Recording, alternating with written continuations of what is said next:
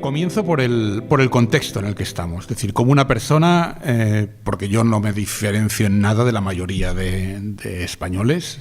Vamos, nazco en una familia católica.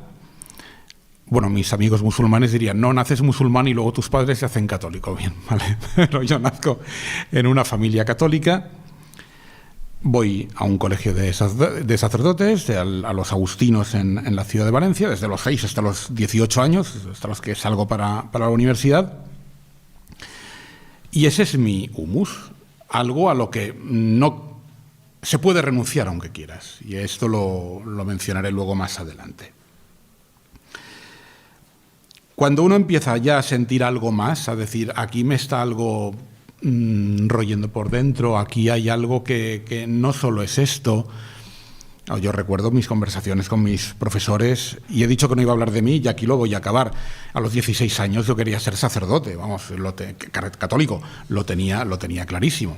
Y mi madre les decía, no les metas esas ideas a la cabeza a mi hijo.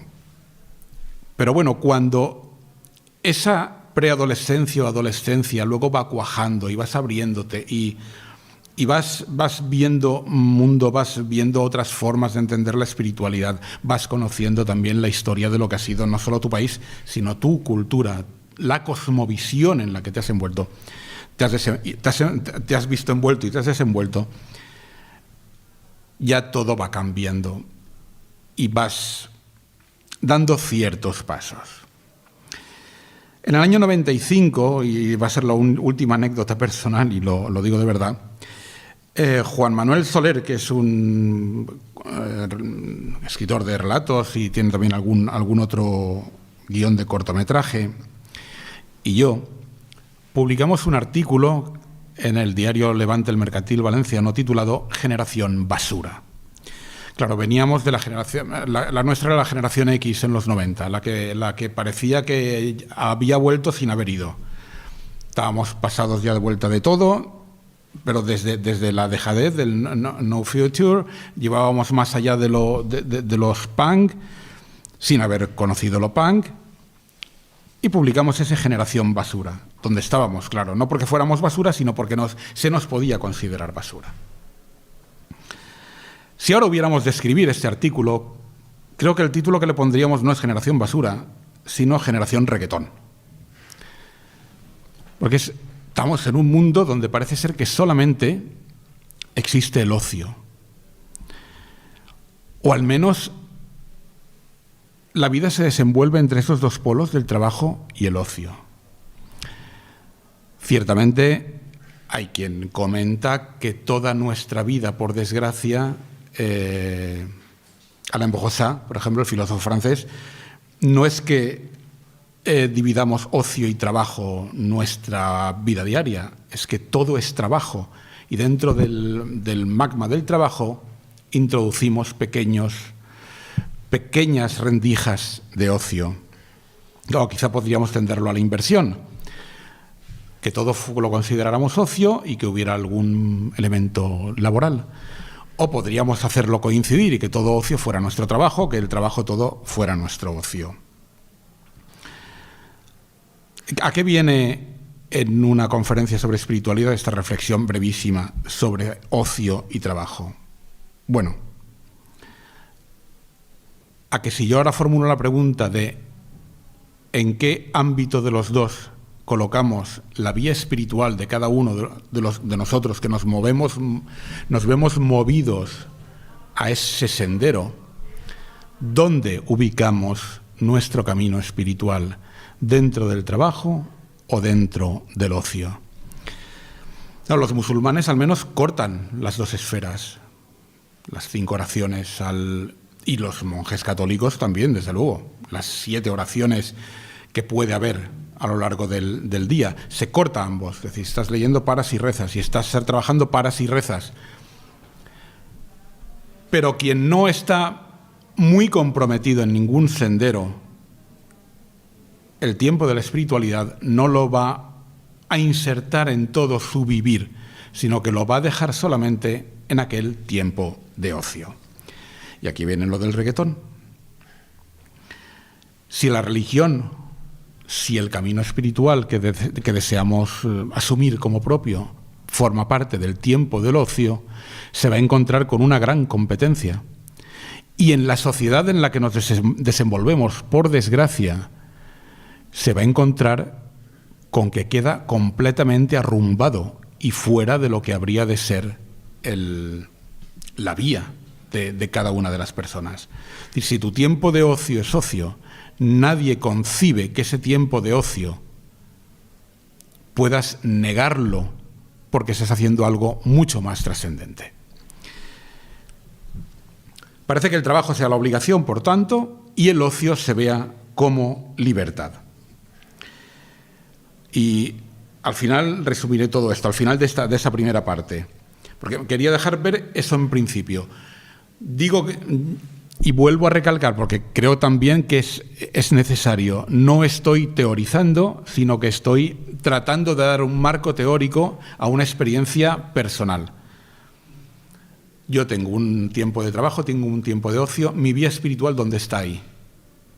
Dependiendo del grado de compromiso que tengas, va a reventar ambos, o vas a dejar un mínimo resquicio del tiempo del fin de semana, de viernes a domingo, para insertarla en tu trayectoria. El trabajo es obligación, como digo, el ocio es la libertad. Ahora bien, si oímos la palabra libertad y la ponemos ya en vinculación con lo que es el camino espiritual, libertad nos suena ya al triduo, al viejo triduo laico revolucionario, ¿no? De libertad, igualdad, fraternidad.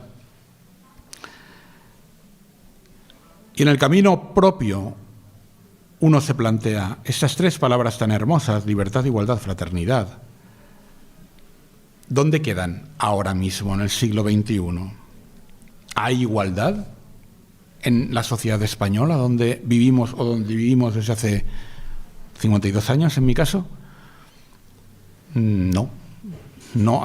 Estamos en una sociedad capitalista, en una sociedad donde la desigualdad es lo que marca la agenda política, la agenda social, la agenda personal o el desinterés personal también, y tenemos asumido que eso siempre va a ser así.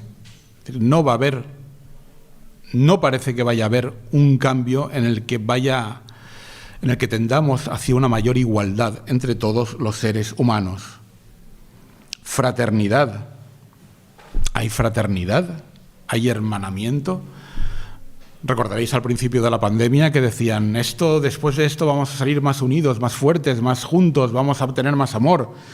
Yo creo que estoy viendo todo lo contrario, y además con lo que viene del este, ¿no? Con la guerra que tenemos ahora en plena Europa.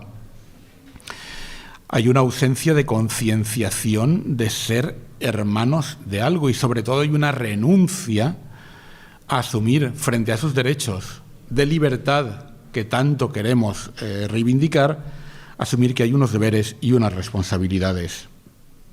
¿Libertad hay? Si no la hay, o no es que la habrá, es que la mayoría de las personas piensa que sí que la hay. Ahora, ¿qué tipo de libertad? Bueno, pues con toda la que está cayendo, y me centro en el momento histórico que vivimos, las últimas grandes manifestaciones a raíz de los botellones fueron al grito no de pan, no de revolución, no de igualdad, sino de alcohol, alcohol, alcohol. Esta cosmovisión del mundo, y ahí viene lo del ocio, donde el trabajo no tengo más narices que cumplirlo, y el ocio va a ser un tiempo dedicado al alcohol, reivindicado mayoritariamente, no por alcohólicos, sino por la gente que al final te va a edificar un piso o te va a operar de cualquier enfermedad o va a defenderte en un juicio, pues deja bastante en suspenso cualquier tipo de pensamiento sobre cómo se puede enfocar una vida espiritualidad ya no de forma mayoritaria, sino de forma comprometida. Solo queda la libertad para el ocio y la diversión. ¿Qué espacio en esta sociedad alcoholizada e hipersexualizada, porque eso viene en paralelo, dejamos para la religión? Muy escaso o tendente a nulo. La religión hacia afuera exige compromiso, exige disciplina, exige desde luego igualdad, exige esa fraternidad también, que nada tiene que ver con lo de la Revolución Francesa, es decir, considerarse hermano de tus hermanos, considerarlos al mismo nivel, sin jerarquías, disciplina personal, no disciplina de cárcel, y compromiso con aquello en lo que estás inserto. Hacia adentro, por supuesto, exige forzarte a algo, exige control, exige autodominio. Y en cualquiera de ambos casos, exige una comunidad. Y eso es también lo que se pierde, lo que se ha dejado de lado. Esa comunidad que deja de existir, yo creo que más en estas últimas décadas, 4 o 5 décadas, donde el individualismo ya campa por sus fueros sin importar nada. Un individualismo egoísta a raíz de un consumismo que impone. Aparte hay otra cosa, y hago breves insertos como si fueran publicitarios. Vuelvo a repetir, intento no teorizar. Es como si verbalizara todo lo que ha sido mi experiencia y el por qué voy a llegar a donde voy a llegar. La espiritualidad requiere una actualización constante en cada uno. O dicho a lo bestia, y a lo mejor podría herir sensibilidades. Para estar dentro de una vía religiosa hay que estar autolavándose el cerebro continuamente. Es decir, has de ser muy fiel. La manera políticamente correcta de decirlo sería que has de ser fiel a aquello en lo que crees y a aquello en lo que estás comprometido.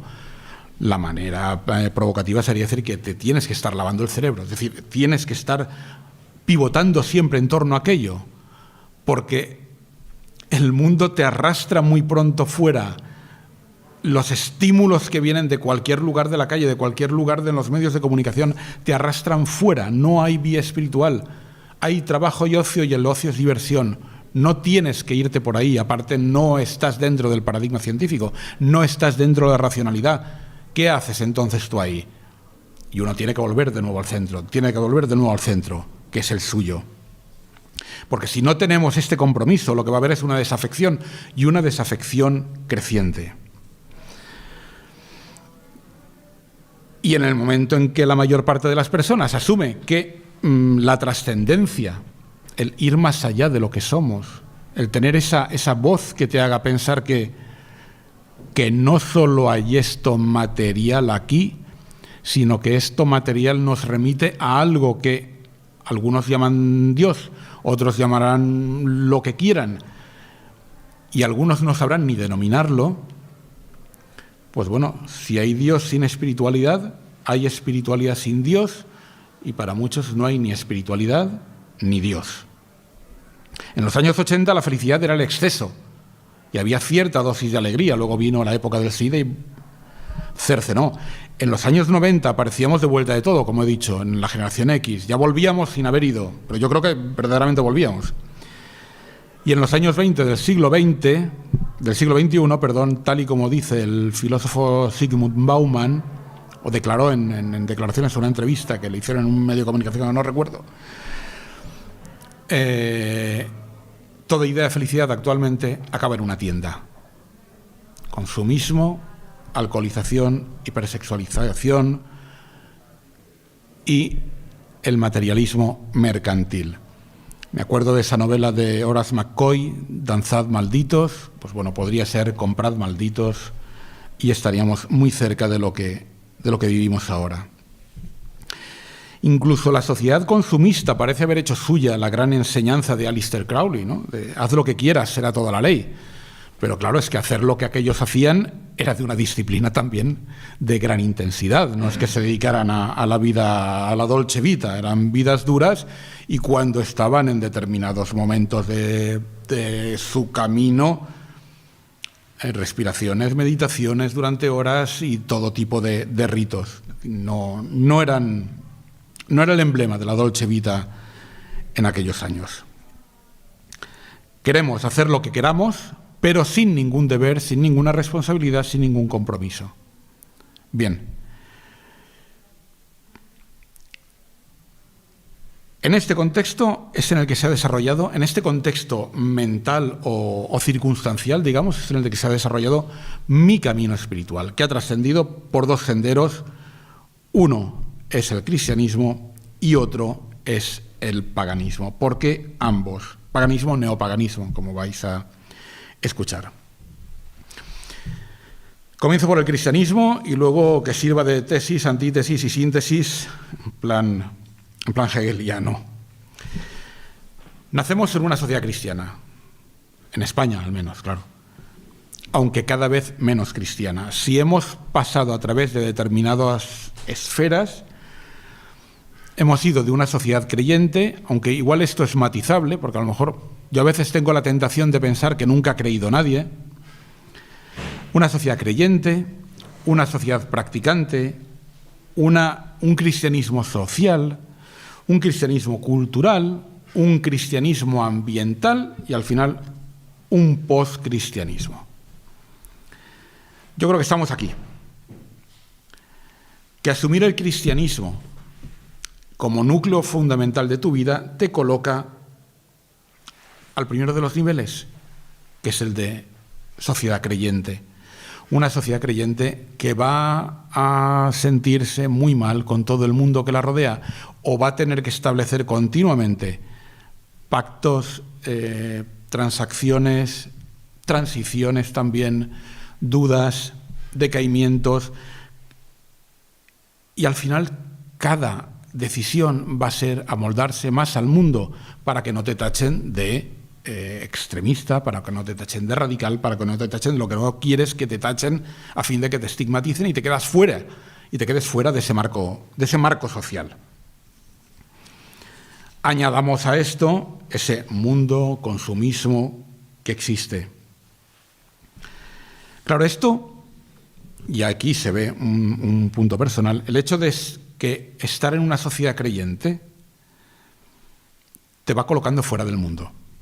Y aquí se produce una primera caída, porque te das cuenta de que nada está a salvo de ello, nada está a salvo de las luchas de poder, nada está a salvo de las tentaciones de sexo, nada está a salvo de la ambición, nada está a salvo de la vanidad. Siempre va a estar ahí rodeándolo, no ya en el terreno, digamos, en el que puede uno tener un recorrido ascético y por tanto le salen al acecho aquellos elementos procedentes de otra esfera que quizá quieran hacerlo caer. No, esto ocurre en la sociedad, es decir, es la sociedad la que te está envolviendo con esto. Luego ocurre otra cosa, te das cuenta, esa es una primera caída. Es decir, yo me estoy viendo acorralado por todo este mundo. Conforme más me radicalice, más me voy a alejar de lo que es el mundo, no solo ya el de ocio, sino el laboral, sino cualquier otro. Voy a ser dejado un poco al margen. Y siempre tratamos de resguardar lo nuestro. Es decir, hay una de las cosas que se critican de las sectas, yo creo que las sectas no existen, es que en algunas de ellas, para entrar, tenías que donar todas tus posesiones. Pues bueno, esto es lo que hace cualquier monje católico cuando entra en un monasterio, entra en una orden, dona todas sus posesiones, con lo cual no podemos estigmatizar, no podemos decir de uno o de otro, porque es el mundo el que va a juzgar. Y el mundo nos va a juzgar siempre desde su prisma, no desde el nuestro, no desde el religioso, interreligioso, sino desde el suyo propio. Luego hay otro elemento, ¿dónde vivir ese cristianismo? Es decir, tú naces cristiano y ¿dónde vives? Porque en cuanto vives y ves esas luchas de poder Esto no tiene por qué ser cronológico, pero tú te das cuenta de que todo eso ocurre, de que todo eso sucede. Y no voy a poner ejemplos ni siquiera generales para que no se me malinterprete. Bueno, pues te puedes situar en una esfera cristiana eclesial, que llamo eclesial, que sería la de la Iglesia Católica, ¿no? Pero claro, luego ves que esa esfera eclesial procede de una vanidad tan grande como la de Pablo, San Pablo, que vamos, que no cabe en toda la ciudad del Vaticano. Por otra parte, te ves una estructura de poder, una jerarquía, unos elementos de control que dices, ¿esto es lo que yo estaba leyendo, intentando vivir? Luego te planteas, digamos que eso es el catolicismo, luego te planteas, no, vamos a ver el protestantismo. El protestantismo es la libre interpretación. En el catolicismo no hay libre interpretación. La Biblia la interpreta la Iglesia Católica y el fiel católico sigue las enseñanzas. En el bíblico, en el protestantismo, sí que hay una libre interpretación, pero claro, el catolicismo es poder temporal, pero en el protestantismo lo que tienes es poder temporal desde el vendido a otros, poder vendido a otros. Es decir, el catolicismo puede tener su propio Estado, pero aquí ya desde el comienzo de la Reforma, de las grandes reformas que empiezan con Lutero, Calvino, con otros, Zwinglio, y con los que ahora mencionaré, te das cuenta de que el poder temporal es básico para ellos, para poder sustentarse. Y por último te planteas el evangélico. Lo llamo así por pura convención mía conmigo mismo. El evangelio, que también es rehén del canon bíblico, con la Biblia hebrea y con el Nuevo Testamento. Son experiencias marginales, son altamente perseguidas, y es aquí donde más cercano, los menonitas, son mis grandes adorados en este sentido, donde se habría de vivir quizá un espíritu más comunitario y más igualitario. Ahora bien, te encuentras, y sigo con este periplo mío, lo que es que no lo pongo en primera persona, te encuentras que en estas comunidades que han ido surgiendo, no ya en la edad moderna, sino en nuestra época contemporánea y sobre todo a finales del siglo XX, en esas comunidades igualitarias, en estas comunidades no jerárquicas, en estas comunidades interpretativamente libres, pues al final tampoco existen. O la creas tú mismo con un grupo de una o dos personas, o no vas a encontrar nada de ello. Puedes establecer vínculos y relaciones con muchas comunidades, pero claro, desde el momento en que la Biblia es intocable, y eso implica que los genocidios de Josué valen lo mismo que el perdón de Jesús, o te encuentras que lo mismo vale el autoritarismo y la soberbia, de Pablo, que el miedo y la tristeza de Jesús,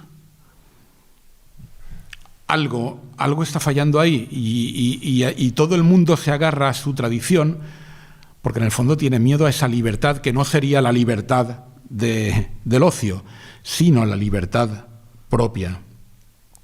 Luego, por otro lado, te reúnes ciertamente con comunidades de base católicas, con grupos de gays y lesbianas católicos, con críticos hasta el delirio con la Iglesia Católica, pero católicos, y con las mujeres en masa. Y aunque pones en evidencia lo que para ti resulta claro, se niegan a abandonar no su iglesia, sino lo que ellos consideran la iglesia. Tú eres protestante, tú tienes que volver a la madre en algún momento, con ese nombre. Tú eres tolerado, pero aunque la Iglesia Católica niegue el sacerdocio de las mujeres, aunque la Iglesia Católica niegue la ordenación de gays, aunque niegue las bodas de gays y otras iglesias cristianas de gran tradición, sobre todo las anglicanas, la episcopal estadounidense o la canadiense o la australiana, todo ello lo acepten, que todas esas personas que en cierto modo son negadas porque hacen gala y reivindican su forma de ser, no renuncian a ella, y hacen muy bien. Aunque se sienten excluidas de ese tronco mayoritario, sería como una traición abandonarla. Y cuando uno encuentra una comunidad más o menos coherente, y las hay, más o menos coherente, digo, pues en el fondo somos humanos y coherente poco habrá, se da cuenta, en el fondo, y hablo ya en primera persona, de que no puedes ser como ellos. Estoy pensando en el movimiento neomonástico de los Estados Unidos, estoy pensando, y he citado pocos nombres, pero estoy pensando en alguien como Shane Claiborne, que creo uno de los cofundadores de The Simple Way, que viven en un área, en un antiguo polígono industrial de Detroit, que ha estado con la Madre Teresa de Calcuta, que se fue de escudo humano a Irak, que ayudan a los niños, que ha sido detenido por repartir comida cuando nos dejaban en el gobierno de los Estados Unidos, una persona muy comprometida, autor de varios libros, y que viven en comunidad, no jerárquica. Él bromeando dice, cuando nos preguntan si somos católicos decimos que sí, y cuando nos preguntan si somos protestantes decimos que sí. Así que no nos enfadamos con nadie porque no queremos que nos vean como estos o estos, sino seguidores de Jesús. Pues bueno, uno pasa por 3 fases. Yo quiero ser como ellos, la fase de emulación, la fase de incongruencia, yo no puedo ser como ellos, y la fase del mundo no se me va a permitir ser como ellos.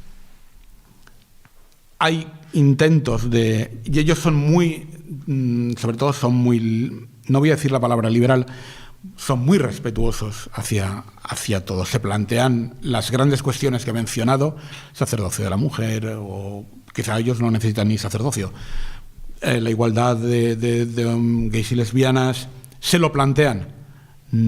Algunos no toman partida, otros sí, pero ahí está esa comunidad de base, digamos así, el movimiento neomonástico norteamericano.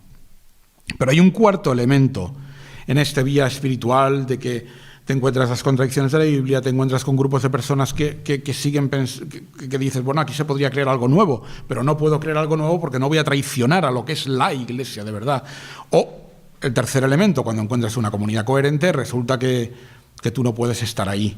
No puedes estar ahí, no porque te lo impidan, sino porque estás en otro contexto histórico, en otro contexto geográfico. Pero claro, es la gran verdad traicionada, es la gran verdad que todo cristiano dice, Jesús vive. Y Jesús no murió en la cruz, Jesús fue descendido, Jesús fue sepultado y Jesús resucitó. Es decir, es un lugar común que muchas personas digan, monjas, sacerdotes, teólogos, ser cristiano no es seguir una religión, sino tener una relación con una persona viva. Bueno, pues si yo tengo una relación con una persona viva, yo no quiero jerarquías de por medio, yo no necesito liderazgos, yo no necesito ni obispos ni un pastor que diga yo soy el único que puede guiarte y el Señor me ha dicho que me laves el coche y si no me lavas el coche, esto es literal, estás desobedeciendo las órdenes de Dios para ti.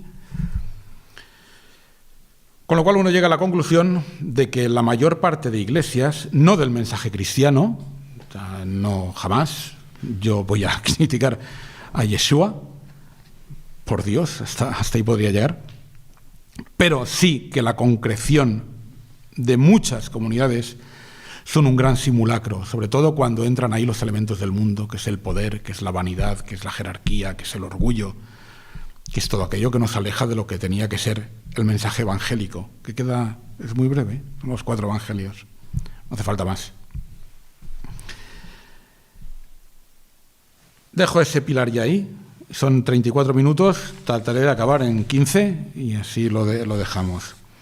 Y paso ahora al paganismo, a la antítesis. Hablar de paganismo para referirnos a prácticas contemporáneas en el siglo XX y XXI, que en el siglo XIX podría haber ciertas veleidades, pero no había como tal un movimiento, es impreciso y erróneo, aunque esto es cuestión de lenguas que nos gustan a los filólogos, pero vamos, Es impreciso porque ¿qué es el paganismo? ¿Cuál de todas? La lituana, que hasta 1368 sigue el paganismo grecolatino. ¿Se puede decir paganismo grecolatino? El griego y el latino.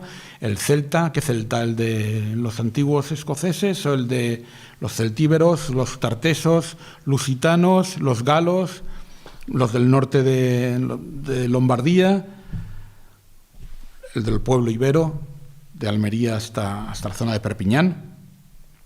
¿Cuál de todos? Cuando hablamos de paganismo, el germánico o el eslavo, ¿a cuál nos referimos? Y luego también viene a ser erróneo, es decir, hablar de paganismo en la actualidad no es muy correcto, digamos, sobre todo porque fue exterminado hasta los cimientos y no ha habido una continuidad. En ningún momento nadie hereda de sus padres o de sus abuelos una serie de vectores paganos que le ayuden o que le hagan crear su propia vida.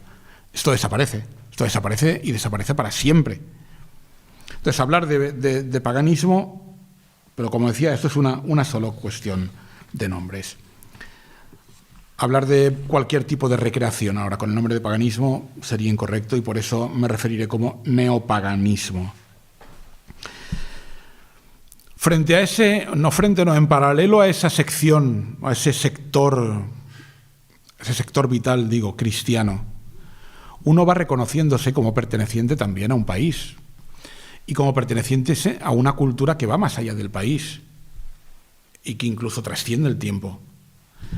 Uno se reconoce europeo y no, cuando hablo de europeo, cuando hablo de europeo yo no me refiero a la Unión Europea. Me refiero a la idea de Europa como una entidad cultural, no como un continente, sino como un contenido. Nos reconocemos europeos y en el caso de portugueses, españoles, italianos, nos reconocemos también romanos. Entonces, cuando uno se ve ahí, que habla una variedad del latín muy evolucionada, que practica tradicionalmente una religión, hablo del cristianismo, que lleva ya casi 2000 años aquí, instaurada, cuando se da cuenta de que empieza a leer literatura y son los escritores griegos y los latinos los que ponen el marchamo de clásico y el marchamo de lo que va a realizarse luego en cualquier género literario, incluso el teatro, aunque desaparece, luego vuelve a surgir y es lo mismo.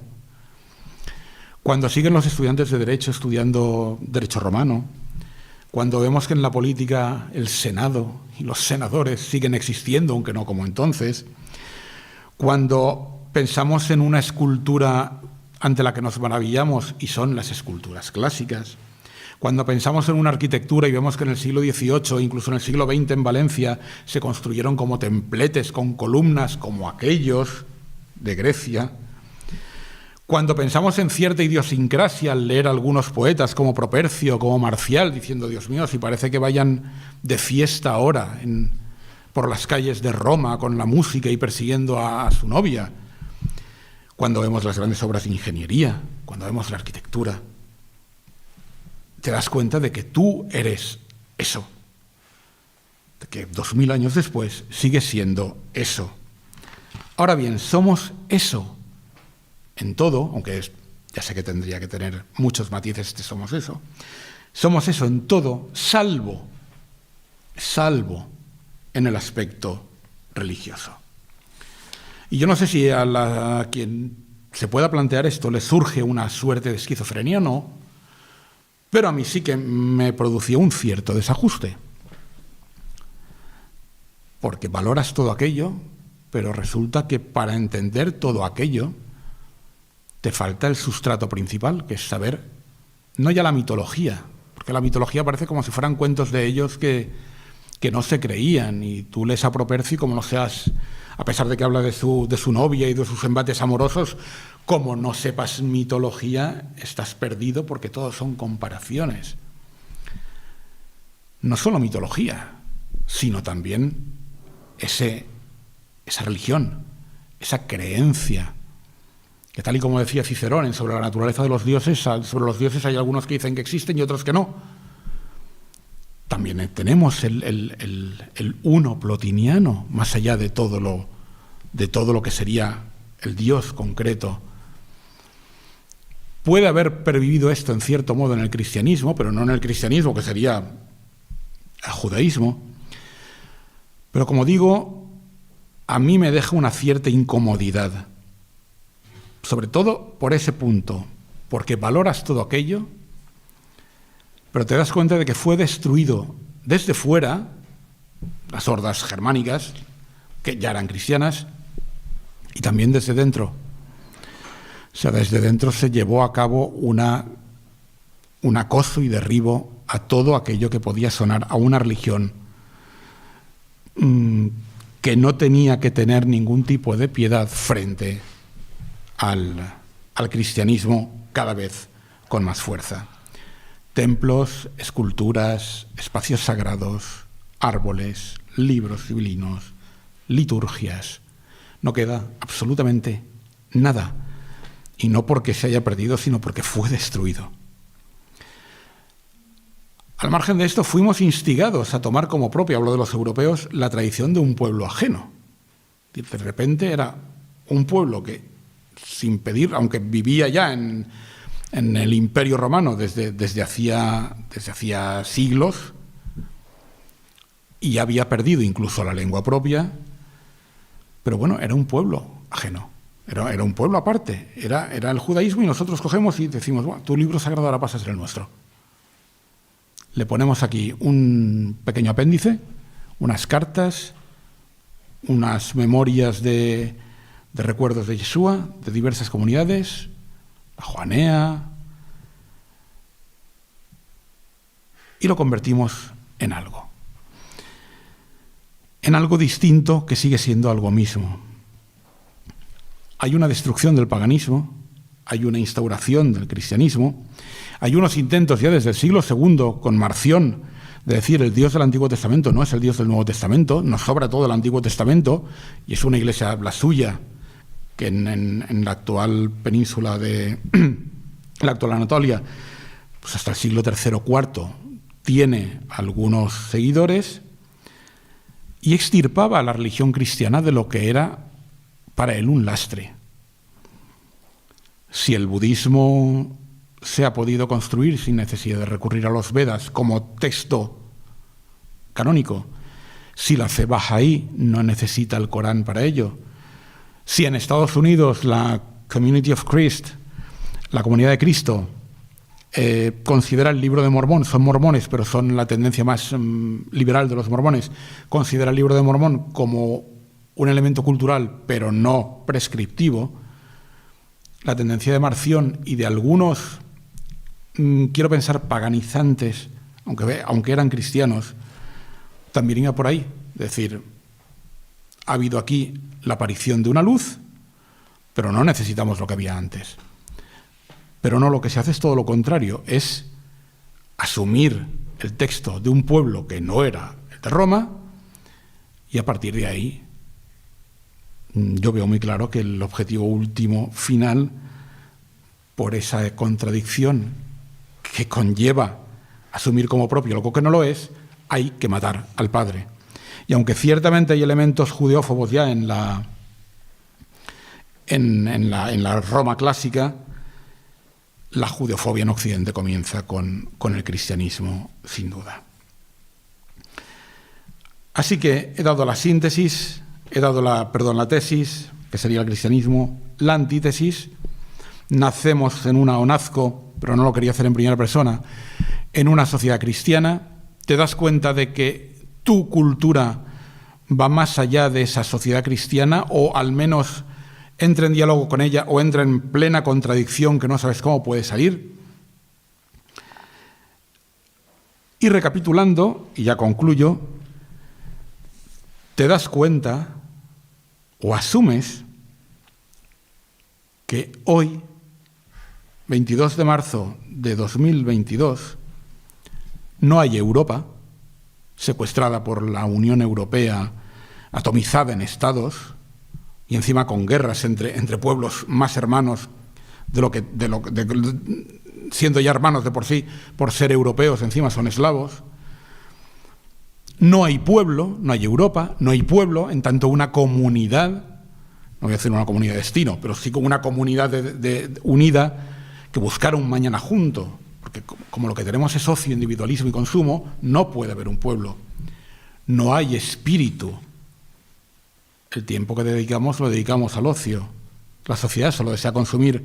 No hay religión propia. Digo que siempre esto, no estoy teorizando, estoy hablando de mí, no hay religión propia. El cristianismo es judaísmo remozado por griegos y romanos. No hay rebelión. Lo decía al comienzo, la última gran revuelta juvenil era el grito de alcohol, alcohol. No hay arte. La vanguardia ya se autoconsume a sí misma. Todo tiene que ser vanguardia, vanguardia sobre la vanguardia, pero no hay un intento de hacer un arte para el pueblo y por el pueblo. No hay política secuestrada por el capitalismo y por las grandes corporaciones. Y no hay revolución ni interna ni externa que tengamos a la vista. Ante ese paisaje, yo creo que la postura espiritual, y aquí ya entro en la oscura espiritualidad de Europa en el doble sentido, es la de la espera. Es decir, no hay motivos para cánticos alegres, nadie nos está redimiendo. Y aunque estemos cómodos, los que podamos estar, gracias a Dios, cómodos, la comodidad no siempre es felicidad. Por lo tanto, al final de la corrida, lo que tenemos es que la espiritualidad se refugia en un estilo y en una estética. ¿Dónde encontramos o dónde encuentro yo ahora con otros grupos de personas el susurro de lo otro? Pues lo encontramos en el silencio, lo encontramos en las ruinas, en la noche, en el frío, en el fuego, en el bosque, en la sangre. O sea, tendemos hacia una Europa arcana, que es también una Europa emboscada, en cierto modo. Esta espiritualidad, más que trascendente, es inmanente, es una estética prácticamente. No volverá nunca aquel paganismo que pudiéramos añorar en sus mejores galas de Roma o de Grecia. No volverá, pero nos tiene por testigos. Una pequeña anécdota, paseando con mi mujer, con Rosa María, hace 21 años, junto con el escritor y profesor Ursus Juárez, por el centro de la Ciudad de México, nos iba explicando y nos dijo, esto era el Templo Mayor. Y una persona que había recogiendo algunos elementos de algún rito, levantó la cabeza y dijo, es el Templo Mayor. Pues bueno, esto poco más o menos lo mismo, es decir, no vamos a recuperar, no se van a volver a edificar templos a Zeus, pero nos tiene por testigos. Estamos en un impasse donde solamente tendemos hacia lo estético y por tanto nos refugiamos en el neopaganismo más oscuro, pues los dioses y las diosas fueron derrotados, entonces están bajo tierra y por desgracia fueron considerados demonios.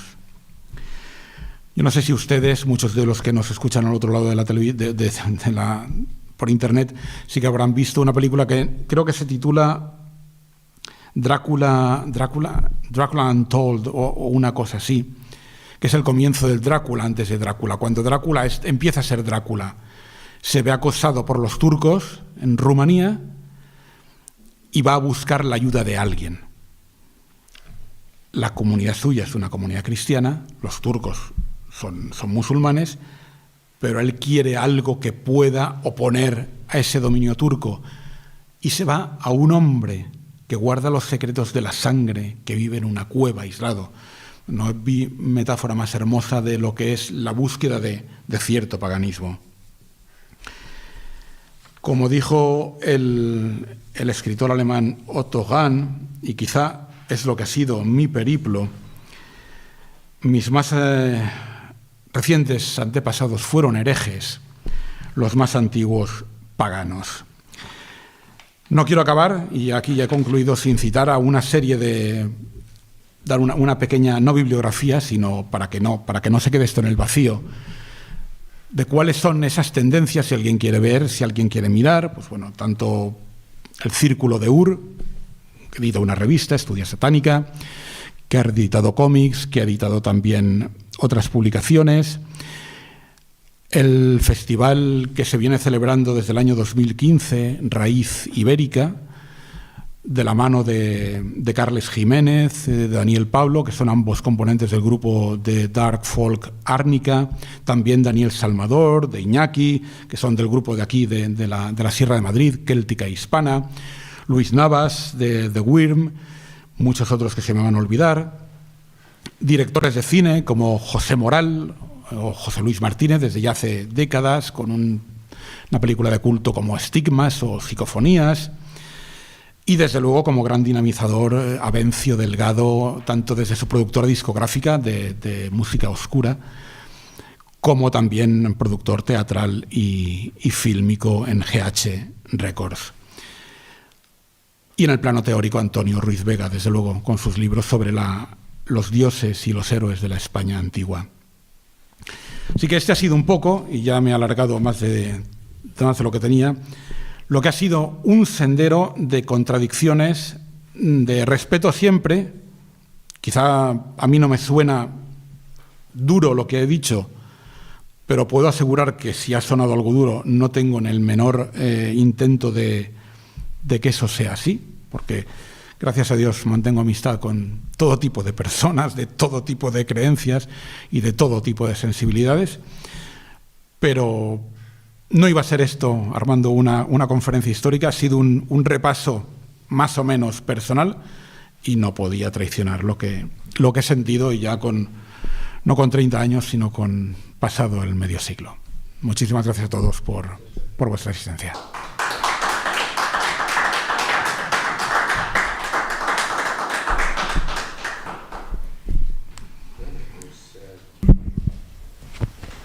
Gracias, Josep, por todo el periplo que nos has hecho vivir hasta llegar a ese neopaganismo. Quizás ahora, no sé si alguno de los que estáis aquí os gustaría hacer algún comentario o hacer alguna pregunta sobre lo que habéis escuchado, y si alguien nos está viendo por YouTube y quiere también hacer algo, lo puede mandar en el mensaje, en el chat, y entonces también lo puedo preguntar. Pues nada, ¿tenéis algún comentario, alguna cosita? ¿Os ha surgido alguna inquietud? Sí, bueno, yo quería preguntar una... Espera, te voy a pasar para que se escuche. Sí. Solo preguntarte, muchas gracias por la exposición y por todo lo que despiertas, ¿no? De tu periplo personal tan activo. Decías que parecía duro, a mí me parecía desolador, pero a la vez lleno de mucha oportunidad y de mucha actividad. Entonces, bueno, al principio cuando hablabas del ocio y de lo denostada que está la espiritualidad o lo trascendental, ahora hablabas de la Dolce Vita, que tal como yo recuerdo la película es como el extremo del ocio, ¿no? La pérdida o la pérdida de estar perdido, ¿no? Uh-huh. Entonces me pregunto si en otros tiempos, en otras épocas históricas, que ha habido mucha menos oportunidad de ocio, porque ha habido que estar más sacrificado a subsistir, a lo material, a sobrevivir, ¿no? Si ha podido haber más trascendencia, o se ha podido, no sé, de alguna forma pensar más en lo trascendente. Ahora que estamos más satisfechos en lo económico, ¿no? Y podemos dedicarnos más al ocio, pues no surge eso. En algunos sí, ¿no? Pero yo no lo tengo muy claro. Que en algún momento creo que he hecho alusión a ello de la sociedad creyente.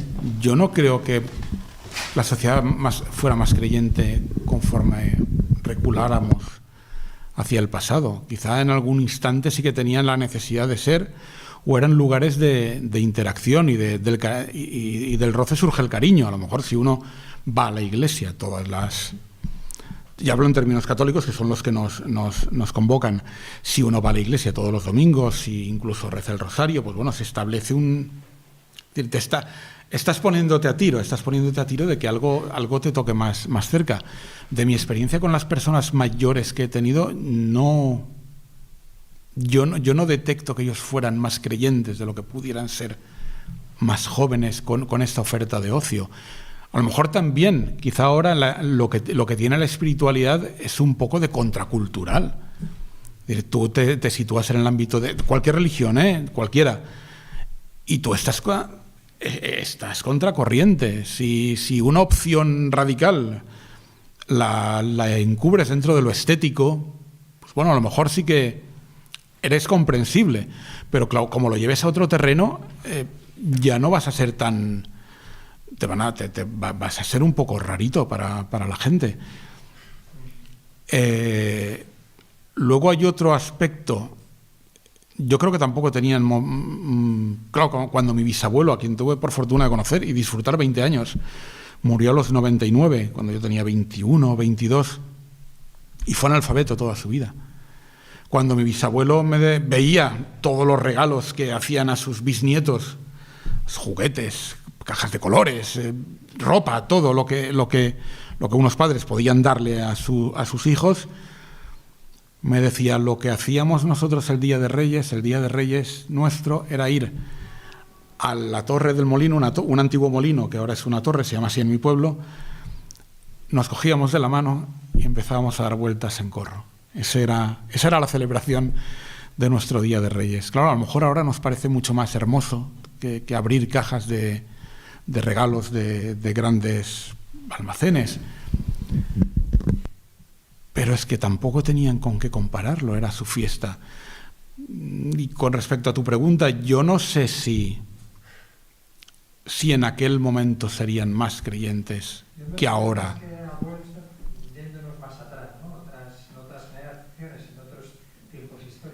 Cuando ves historias de persecución, yo no sé si por cabezonería o no, pero claro, no hace falta irse tan... Cuando ves historias de persecución y cómo la gente se mantenía fiel y no renunciaba, que puedes decir, Dios mío, pero os están persiguiendo los que han sido perseguidos por otros, los que se quejan del poder de la Iglesia Católica, los luteranos ahora se están persiguiendo a vosotros y no cambiáis, ¿no? Y no cambiaban, se mantenían fieles. Y el ansia de saber, el ansia de conocer, el ansia de ponerse a tiro. A mí, uno de los grupos más... Y ahora se me ha ido el santo al cielo, así que no seguiré. Pero bueno, no ya los de la Reforma, no los de la Reforma de la Reforma, sino los valdenses, por ejemplo.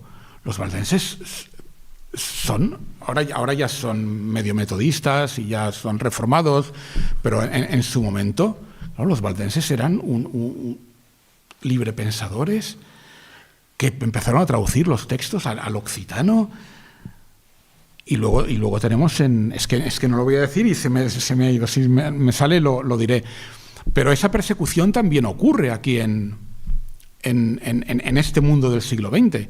Cuando te encuentras con refugiados pakistaníes que te dicen, yo me he tenido que huir porque me dieron una paliza, o porque era novio de una chica musulmana y me dijeron que me iba del pueblo, o me mataban. Y me imagino que en otros terrenos donde el cristiano sea el poderoso, a lo mejor es al revés. No estoy hablando de religiones aquí, no quiero crear ningún tipo de fricción entre religión. Gente que sigue su fe y no la abandona, o los coptos en Egipto. Eso es verdaderamente... Está ocurriendo ahora, y en un mundo en el que tienen teléfonos móviles, en un mundo en el que tienen también cierta parte de ocio, en el que tienen televisión en sus casas. Quizá aquí estamos pasados de vuelta ya, estamos pasados de revoluciones, en vez de a 33 giramos a 45 y no nos damos cuenta de que sentarnos y mirar o quedarte fascinado ante el universo ya es de por sí una experiencia válida. Lo he mencionado también muy de pasada, no podía pararme en todo, me hubiera gustado, pero bueno, Marcel Legault, el gran espiritual, el gran escritor místico, me atrevería a decir, francés, católico, que tiene tantos puntos de relación con un filósofo como Comte Sponville, que al menos es agnóstico, pero que sí que está por una espiritualidad sin Dios. Igual que se dice el tópico de que la vida se abre paso a pesar de todo de todas las trabas que se le pongan, y en una terraza de un edificio de en medio de una gran ciudad te aparece una plantita, yo creo que aquí es lo mismo. La espiritualidad, aunque sea a través de agnósticos, se abre paso, porque en el fondo y lo he dicho cuando hablaba del estilo y de la estética, yo creo que la inmanencia a veces puede llevarte a lo trascendente. O sea, ese bosque en la noche, esas palabras susurradas, eso te coloca más allá de cualquier otra cosa. Puede ser también acudir al rezo de las completas en un monasterio católico, cuando apagan todo y rezan las completas. Ese momento. Yo no sé si eran más creyentes, yo lo dudo. Mira, tengo aquí una pregunta que viene por la red, que es interesante. Dice: me gustaría saber su opinión sobre la apropiación de la corriente satanista por parte de América y de Lavey en concreto. ¿América y qué? Lavey, es decir, este hombre de la Iglesia satanista, sí. ¿comprendes? En concreto, comparándola con su más longeva tradición europea. A ver si lo vuelvo a repetir. A ver.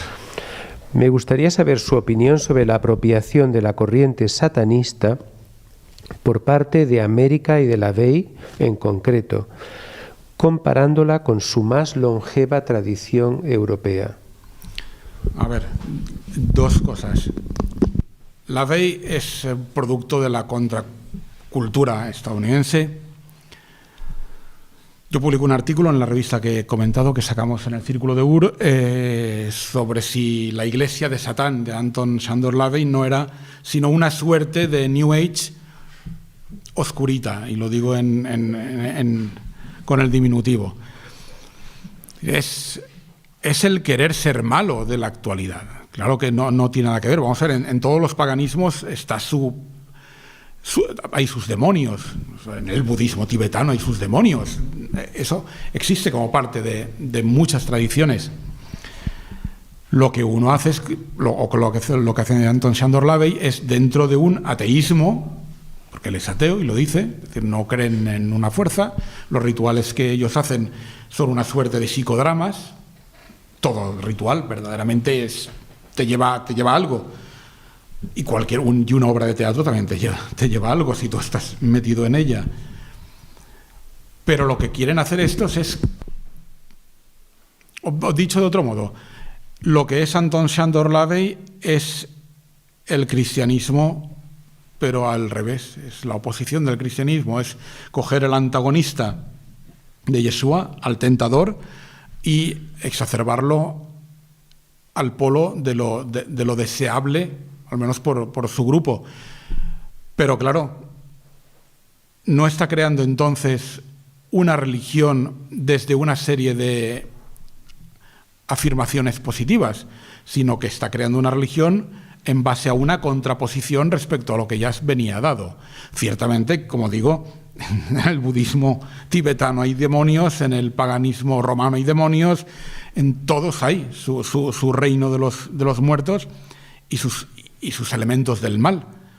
Este elemento del mal que aparece en la Iglesia Católica como el adversario, como Satán de la raíz, ¿no? De STN, de la raíz hebrea, no tiene nada que ver con lo que puede ser, y me imagino que la pregunta va por ahí, una asunción por parte en la edad ya moderna, finales de la Edad Media, Edad Moderna, por parte de la Iglesia, o de las iglesias en general, porque mataron más los luteranos que los católicos, de que todos aquellos que no son católicos o que se desvían son seguidores de ese Satanás que aparece en la Biblia, y eso no es así. De hecho, se menciona que las brujas son seguidoras de Diana. Hay grupos como hay grupos en el norte del País Vasco que están siendo estudiados. También había hasta la Edad Media en Suiza, también había en Italia, los Benandanti, que tienen raigambre pagana y que y que han sido más o menos vinculados a la brujería, pero claro, no tenían nada de brujería. Lo que puede ser, y vengo a la pregunta que diga, sí, es lo que he afirmado, es decir, el aspecto oscuro de ese, entre comillas, satanismo europeo viene de la conciencia de que los dioses han sido derrotados y de que todos esos dioses, que eran dioses de luz en el sentido literal, no en el sentido trascendente, que eran dioses que estaban en el Olimpo, que eran dioses que estaban más allá de nosotros, son considerados demonios. Pero eso no tiene nada que ver con el adversario de la Biblia. Sería como... Es que Anton Sándor Lavey no deja de ser la iglesia de Satán de Anton Sándor Lavey es una iglesia cristiana al revés. De acuerdo. No sé si tenéis alguna pregunta más. A mí me gustaría preguntarte si quizás con el siglo XX-XXI, el desapego a tradiciones y demás, si ahora quizás por el movimiento ecológico, volver a la naturaleza, algo de New Age hay en el neopaganismo o al revés, o el New Age trata de heredar algo, digamos, cuando la gente te dice tú abraza un árbol y siente sus vibraciones, ¿no? No estamos haciendo algo que se ha hecho toda la vida, eso de ver, digamos, la energía de las piedras, la energía del agua, es decir, que ha estado ahí siempre, pero ahora es muy popular. Ahora tú vas a una librería cualquiera y te enseñan el poder de las piedras y te enseñan el poder del agua y el poder de las vibraciones. Y no sé si la New Age está recuperando eso o a lo mejor devaluándolo un poquito, no lo sé. ¿Cuál es tu opinión? Es buena pregunta. Tengo una anécdota que creo que viene muy bien a lo que tú dices, lo de las piedras. Cuando la última vez que estuve en Garabandal, yo he ido 3 veces a Garabandal, en la librería, que no recuerdo el nombre, hay una librería que atiende una señora encantadora y me mostraba las últimas novedades estaban reeditando obras de Hildegarda de Bingen. Y entonces dice, este se vende muy bien. Y dice, pero este no me gusta, este de las piedras, como que lo tengo yo un poco. Sí, entonces venía a cuento de lo que tú decías, ¿no? Que aunque sea una monja católica, una de las grandes místicas, poeta, sabia, música, con determinados temas que han sido tocados por lo que tú llamas New Age, con buen criterio, hay como cierta prevención ahora. Siempre ha estado ahí. Es decir, cuando Hildegarda de Bingen recogía hierbas para hacer determinadas cosas, o cuando pensaba que determinadas piedras podían tener un efecto beneficioso sobre el organismo, pues bueno, esa tradición estaba ahí y no se plantearía si era cristiano o qué era. Con respecto ya al tema de si la New Age, yo cuando hablo de New Age y hablo así con un poco de prevención, porque no deja de ser también un cierto consumismo, es decir, un cierto...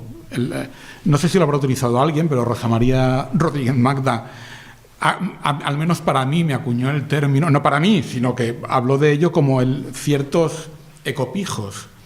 Es decir, gente que va de ecologista, pero pudiendo gastarse centenares de euros en ser ecologista, claro. Esto, desde mis estándares, casa muy mal con lo que tendría que ser cierta austeridad o cierto compromiso o cierta búsqueda de esa comunidad o de ese pueblo o de esa igualdad. Es decir, tú no puedes... La moda no puede llevarte a lo espiritual y si la moda te lleva a lo espiritual, yo creo que saldrás de ahí porque verás que hay contradicción, que no se aviene fácilmente. Abrazar un árbol o ir a una fuente, sí, Conte Sponville, no hace falta, vamos, ya la maravilla, no te tienes que creer que hay gnomos, que ya el simple hecho, ¿no?, de estar en la naturaleza ya es un don. ¿Y no crees que a lo mejor en ese encuentro entre quizás creencias tradicionales, como puede ser el cristianismo, budismo, etcétera, y la recuperación de un neopaganismo sano, quizás ahí pueda haber futuro para el planeta. Es decir, porque en realidad muchas tradiciones religiosas viven de espaldas a la naturaleza, y quizás la búsqueda de un neopaganismo sano puede darle, digamos, a la espiritualidad tradicional una nueva energía, una nueva fuerza. Es decir, mucha gente hoy día le va a dar igual si haciendo un círculo de fuego y poniendo 5 piedras en el centro siente algo, pues lo siente, ¿comprendes? Y le va a dar igual si la gente piensa está como una cabra o no. Le va a dar igual si está como una cabra o no, porque lo está sintiendo. Y esa experiencia yo creo que puede ser muy sana para la situación en que está nuestro planeta en estos momentos. Es decir, recuperar la magia y lo sagrado en lo que nos rodea. Pero no sé, ¿cuál es tu...? No, sí. ¿Crees que se puede reconciliar las dos partes? No es que se pueda reconciliar. Yo no conozco otros territorios, no los conozco. Hablo de Europa. Tú has vivido en Estados Unidos y sabrás cómo es allí, pero es que en la actual Europa, donde los índices de increencia ya superan a la mitad de la población, en los países nórdicos o incluso en Francia, ¿no?, que era la gran reserva del catolicismo, Dios mío, se consideran, ¿no?, como el país católico, ni siquiera España, ni Portugal, ni... En este mundo en el que vivimos tan mercantilizado, donde la espiritualidad es arrumbada, donde vemos como hay un acoso y derribo hacia la Iglesia Católica por parte de quien ostenta ahora el poder, o nos avenimos todos los que estamos en cualquier tipo de sendero, sea budistas, sea, no sé si habrá aquí sintoístas, algún japonés exilado habrá, musulmanes, judíos, es decir, si, o entre nosotros vamos más allá de la tolerancia, sino del respeto, y como hacéis vosotros, del diálogo, de la intercomprensión, de la participación en foros comunes, en que cada uno haga lo que quiera, pero sabemos que aunque cada uno haga lo que quiera, aunque ha habido rencillas a lo largo del tiempo, aunque en algunos países haya enemistades profundas entre comunidades religiosas, en lo que tiene que ver con Europa, o nos damos cuenta de que nuestra categoría o nuestra raza, entre comillas, de seres que están empeñados en ver un más allá en lo que tienen aquí, o somos conscientes de esto, o estaremos condenados a batallitas continuas que mermarán tanto a nuestras comunidades como a esa espiritualidad que no debe dejarse perder en un mundo cada vez más tecnificado. Claro, cada vez nos encontraremos más aislados, y conforme los avances técnicos y científicos vayan hacia adelante, cuando se vayan talando los árboles, cuando se vaya desertizando la península ibérica, vamos a vernos más constreñidos hacia los márgenes en los que yo creo que ya estamos. Es decir, de espiritualidad viene a oírnos o intenta oír hablar o hablamos los que estamos metidos en ese ámbito, así como la economía o la política o la educación o la cultura en general. Parece que concitan más el interés de todas las personas en la espiritualidad. Somos nosotros, somos un poco como los poetas, ¿no?, que son los que se leen entre ellos, y pues sí, somos poetas de lo divino. Muy bien. Pues yo creo que con esto podemos concluir. Te damos las gracias a vosotros, Josep, por todas las pequeñas joyas que nos has dado para pensar, y bueno, aunque lo titulabas la oscura, pero bueno, ahí hemos vislumbrado un amanecer poquito a poquito, ¿no? Un alba con estos cuadros que tenemos aquí, y nada, gracias a todos los que habéis venido, gracias a los que estáis escuchándonos al otro lado de esa pantalla, y espero que todos podamos progresar en nuestro camino espiritual, sea cual sea ese camino, que podamos ir avanzando y ir progresando y repartiendo un poquito de luz a derecha e izquierda. Así sea. Bueno, gracias a todos. Gracias.